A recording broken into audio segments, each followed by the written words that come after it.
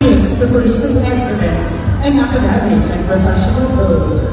A multi-talented youth, she enjoys reading, painting, drawing, playing musical instruments, and engaging in sports like volleyball. Talent is her power, and purpose is her grandeza. Santa Teresa.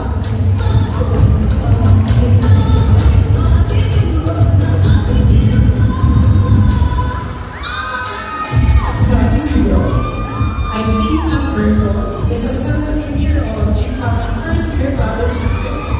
She is a proud honor student who consistently excels academically, a multi-awarded pageant member, and earned multiple titles including Nakambini ng Ligang Pambansa 2025 and Nakambini ng Produksyon.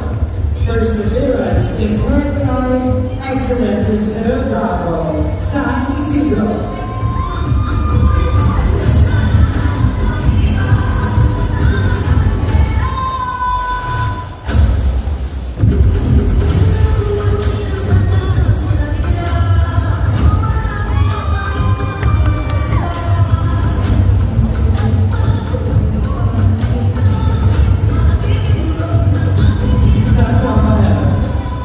Bernadette Otiama is a 20-year-old championship student, is a round 7 runner-up in Miss CBA 2025.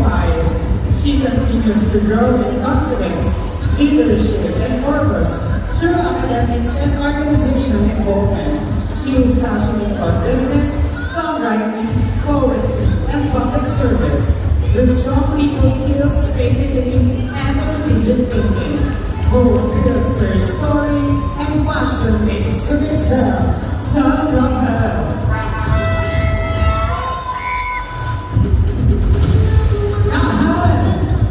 Maria Garcia is a 17-year-old student and is a cheerful and compassionate young woman.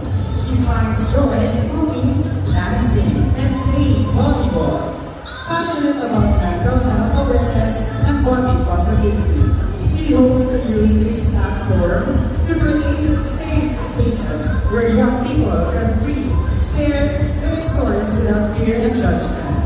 Love is your path, and positivity helps your style. Kahan! Yes, Jenny Pedeno is an 18-year-old Bachelor of Elementary Education student, is a lover of cooking, taekwondo, and singing. She is known for her sense of humor and her ability to bring joy to others.